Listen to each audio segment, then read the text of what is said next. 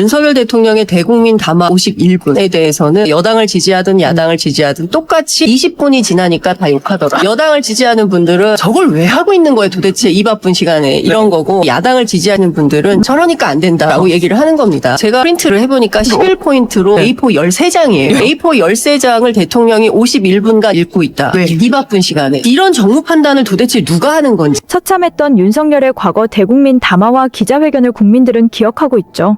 4월 50일 대국민 담화에서 보기에도 부끄러운 자화자찬을 하더니 8월 의대 증원 기자회견에서도 반복됐습니다.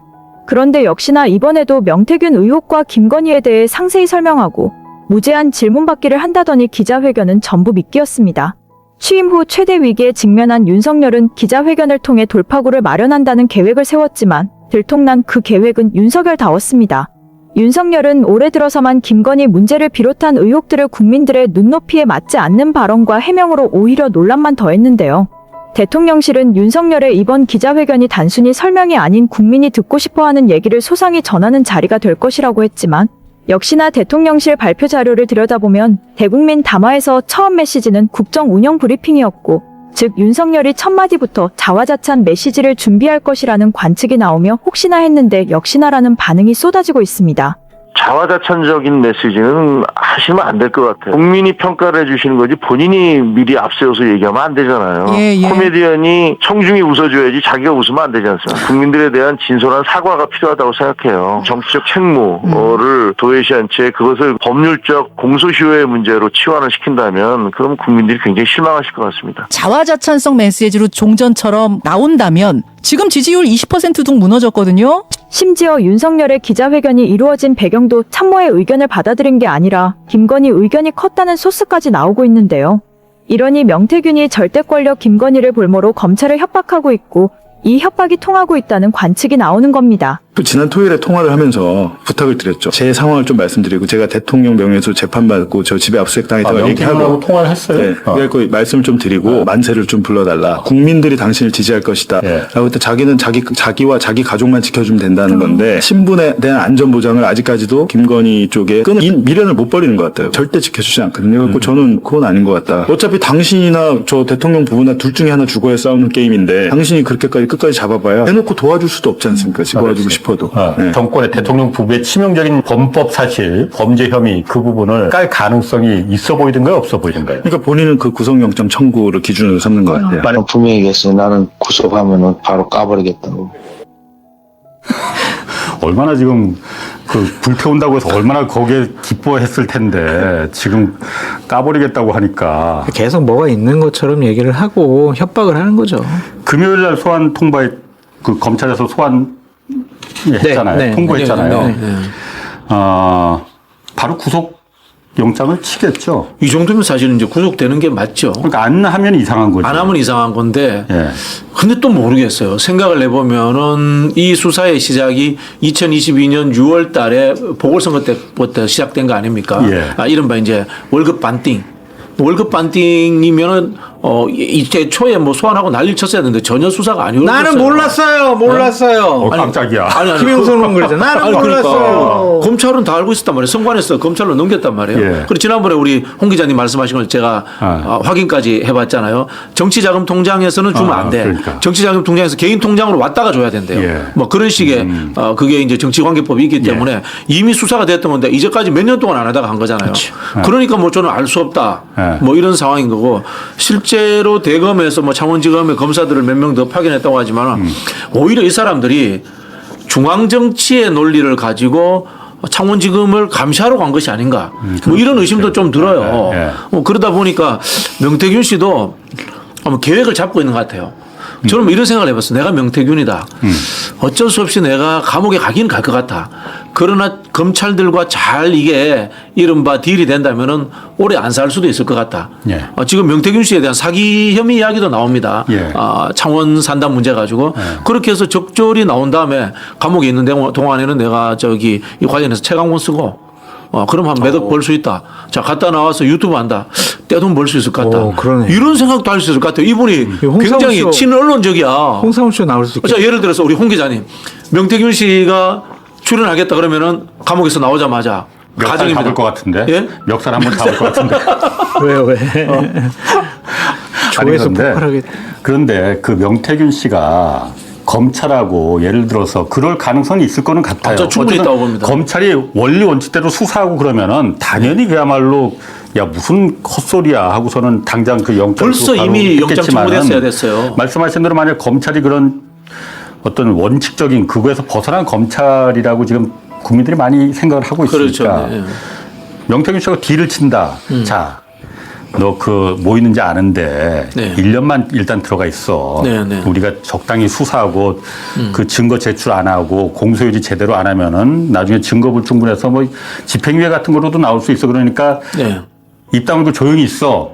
이렇게 하면 명태균이 그걸 믿고 그래요. 형님들 말 믿고 나는 그냥 가만히 있겠습니다. 이러겠느냐. 이러겠느냐. 명태균이 그렇게 어리석은 사람이 그거 아니라고 저는 보거든요. 네. 그렇기 때문에 저렇게 구속되면 나 바로 까버리겠다. 저는 구속되면은 실제로 저게 그때부터 막 본물 터지지 더 나온다? 않을까? 근데 명태균 씨는 일단 구속을 지금 상태에서 검찰이 도이치 사건하고는 다르거든요. 그럼요. 그때는 김건희 씨가 어떤 명백한 내가 범죄를 저질렀어 하고 육성이 나오지 않았잖아요. 이건 육성이 나왔잖아. 국민들이 다 들었잖아요. 검찰이 이걸 어떻게 구속을 안 시킬 수가 있겠어. 아무리 그 검찰이라 하더라도. 그러니까 말이에요. 제가 만약에 명태균 씨가 한 얘기 한 2달 반 동안 한 얘기에 일주일치만 하면 전 네. 바로 구속당할 것 같은데 구속을 못 시키는 이유가 뭐겠어요. 아니 그러니까 이번 김건희 여사랑 뭐 윤석열 대통령과 예. 주고받은 내용들이 다 있고 예. 어쨌든 협박이 통하고 있다. 그렇게 예. 봐야 되겠죠. 그러니까 협박이 통하고 있는데 이번 금요일이 어쨌든 분수령이잖아요. 마지막 마지 그게잖아요. 못한 소환. 그냥 마지 못해서 한번 소환해가지고 조사하고. 아니 여기서 소환도 조사 받고 밤에 제 발로 걸어 나오면은 그러니까 형식적인 그거는 마지 모양이 못한 매우 조사라니까요. 그냥 이렇게 아니 피의자 인권 보호해 주려고 밤샘 조사도 안 하고 그냥 6시에 내보낼 수도 있고 상당히 배려할 것 같고요. 가서 조사 자체를 그냥 뭉갤 수도 있죠. 그냥 앉혀놓고 그냥. 그럼 장 소장님은 구속영장을 아예 청구도 안 할 가능성이 있다는 거예요. 구속영장 청구하려면 진작에 하지 않았을까요? 근데 지금까지 안 한 거 보면 어쨌든 이거 건들면 큰일 난다라는 생각을 갖고 있어서 최대한 좀 검찰에서는 건들지 않겠다. 왜? 진짜 잘못해가지고 김건희, 윤석열 이 두 분 관련된 여러 가지 얘기가 나오면은 예. 검찰도 감당 못할 거 아니겠냐. 그래서 저는 박진영 원장님 얘기가 맞는 것 같아요. 서울중앙지검에서 감시조 검사 3명 파견한 것 같아요. 자식에게 부끄러운 줄 알면 쓸데없는 짓을 하지 말아야 하는데요. 지금 검찰 소환 통보를 받은 명태균은 심의저 검찰의 지하주차장을 통한 비공개 소환을 요청한 것으로 전해졌죠.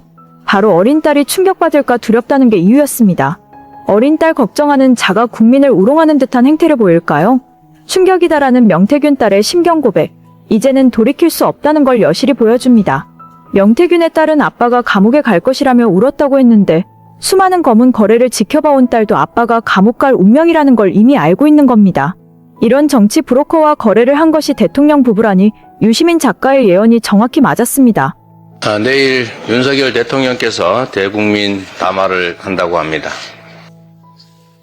국민의 한 사람으로서 기대를 가지고 지켜보겠습니다.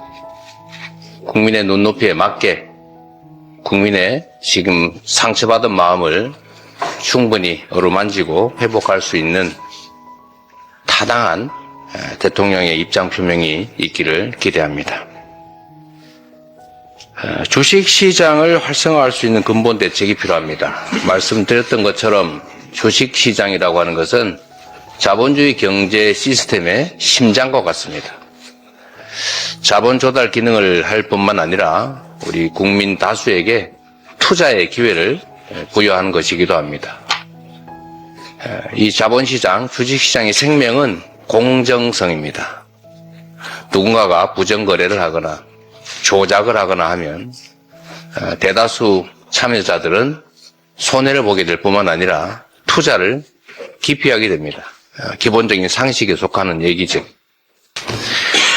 이 중에 가장 심각한 대한민국 주식시장의 문제는 지배주주들의 부도덕한 주가 조작 또는 회사 수익 탈취 행위입니다.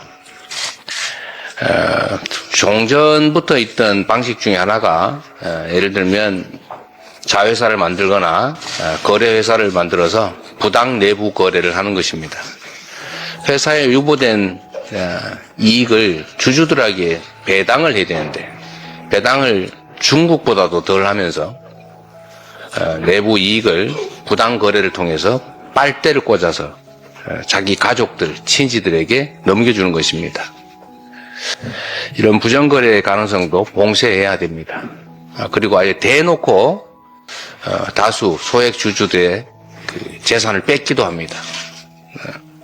인수, 합병, 분할 등등의 과정에서 우리가 생각하는 것처럼 내가 분명히 엄마소 소유자인데 엄마소가 송아지를 낳으면 그 송아지도 내 거 아닙니까? 그런데 송아지를 낳으면 그 송아지 주인이 딴 사람이에요. 그 송아지를 낳으면 낳을수록 손해가 됩니다. 이렇게 해서야 되겠습니까? 소위 물적 분할 등을 통해서 알맹이 빼먹는 이런 부당거래, 이게 허용되는 게 말이 안 되지 않습니까? 세상에 이런 시스템이 어디 있어요? 문제는 이게 현행 법률상 허용된다는 것입니다. 그래서 이번에 이런 행위를 할 수 없도록 상법 개정을 해야 됩니다. 모두가 원하는 것 아닙니까? 저는 이 나라 건전한 기업인 대부분이 저는 찬성하리라고 봅니다. 공정하게 기업을 운영하고 기업의 경영 이익을 공정하게 나누는 것이 상식인데 설마 이걸 누가 거부하겠어요? 그런데 희한하게도 정부 여당이 반대 의사를 슬슬 내놓기 시작합니다. 왜 반대합니까? 훔치는 걸 허용하자는 것입니까? 훔치는 게 좋습니까? 혹시 훔친 작물을 나누는 관계십니까? 그렇게 하면 안 되죠. 말씀드렸던 것처럼 이번 정기국회 안에 반드시 상법 개정을 해서 지배주주들의 지배권 남용을 막고 주식시장이 정상화되는 길을 찾도록 하겠습니다.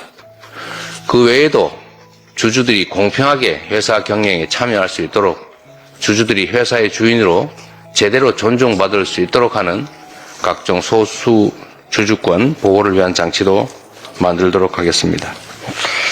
오늘은 개인 투자자 보호 및 기업 지배구조 개선 TF를 출범을 합니다. 여기서 이사의 충실 의무, 또 이 대주주의 이사 선임 독점 문제, 지배구조 개선의 쟁점 과제를 주제로 토론회도 열고 또 가능한 법안도 신속하게 만들고 또 당내에서 법 개정을 주도하도록 하겠습니다. 그 외에도 우리 자본시장을 정상화하고 대한민국 주식시장에 대한 국민과 국제적인 투자자들의 신뢰를 회복할 수 있는 조치를 최대한 신속하고 강력하게 만들어서 우리 주식시장이 다시 되살아날 수 있게 하겠습니다. 왕년의 개미의 한 사람으로 현재 이 주식시장에 대해서 참으로 안타까운 마음을 금할 수가 없습니다. 우량주 장기 투자, 이거 주식 투자 교과서에 나오는 얘기인데 제가 한때 그 소형 잡주의 작전주에 투자했다가 완전히 IMF 때 망하고 그 후에 소위 우량주 장기 투자라고 하는 주식 정석대로 투자해서 상당 정도를 회복한 경험도 있습니다만 지금은 우량주 장기 투자도 어렵습니다. 아까 말씀드렸던 것처럼 우량주라고 투자해놨더니 알맹이를 다 빼가지고 어느 날 보니까 껍데기가 돼 있어요. 불량주가 돼 있단 말입니다. 어떻게 장기 투자하고 믿고 주식시장에 참여하겠습니까?